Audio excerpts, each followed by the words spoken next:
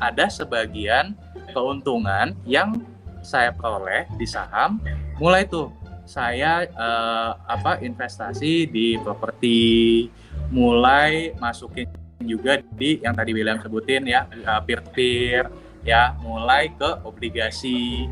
Nah, jadi kalau diibaratin tuh begini, bukan begini nih ya. Kalau awal kan biasanya banyak dulu terus mengerucut. Kalau saya pribadi memang berpikirnya tadi, oke, saya fokus dulu nih karena uang saya masih terbatas, jadi saya coba cari instrumen mana yang menghasilkan return paling tinggi.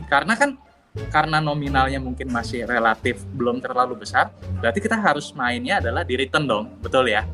Nah, jadi setelah misalkan kita udah mencapai yang kita inginkan, baru mulai diversifikasi. Nah, itu saya sih.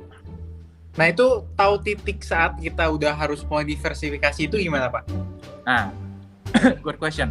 Jadi titik di mana kita tahu kita harus mulai diversifikasi, kalau saya gini, pakai patokan. Nah, patokan tiap orang mungkin beda-beda ya. Ada yang misalkan gini, saya mau fokus di saham sampai nanti kalau misalkan udah mencapai 1 miliar pertama misalkan, baru saya diversifikasi. Ada juga yang ukurannya mungkin beda, bukan 1 miliar tapi misalkan 100 juta deh ya. Itu bebas, teman-teman yang bisa atur sendiri berapa yang sesuai dengan teman-teman sekalian ya. Jadi yang pertama set target dulu teman-teman ya. Saya akan fokus nih sampai misalkan kita ambil yang konservatif dulu ya, misalkan 100 juta dulu ya. Kalau begitu saya dana investasi udah mencapai 100 juta dan saya bisa dapat keuntungan ekstra, nah keuntungan ekstra ini yang akan saya diversifikasi ya ke instrumen lainnya tadi ya. Nggak usah muluk-muluk. Misalkan nih, kalau misalkan teman-teman saya tertarik juga nih mau invest di properti, sekarang bisa dapat kok kalau di daerah Tangerang gitu ya, beli kafling itu bisa dapat ya dengan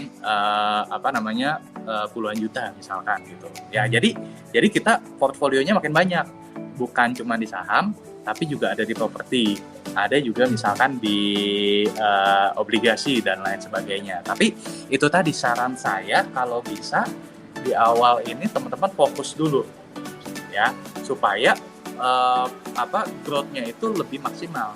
Kalau teman-teman terlalu banyak taruh di sini ada, di sini ada, di sini ada, kalau menurut saya pertumbuhannya itu kurang maksimal, teman-teman. Oh, di sini naik nih, misalkan di saham naik ya, di saham naik misalkan 15%, tapi di deposito cuman 4%, kan sayang tuh, ada yang jomplang ya kan. Nah, jadi lebih baik kalau menurut saya teman-teman fokusin dulu di satu instrumen yang memang menghasilkan return paling tinggi. Setelah mencapai targetnya, baru teman-teman lakukan yang namanya diversifikasi. Nah, itu sih Tapi aku pengen ngasih tahu juga buat yang nonton, kan fokus di satu instrumen ini jangan salah. Soalnya tadi aku baru ngobrol bareng temen juga kan, Pak. Terus temen aku ini dia ngajakin investasi itu di koin kayak Bitcoin, mungkin ya koin RTX apa gitu ya.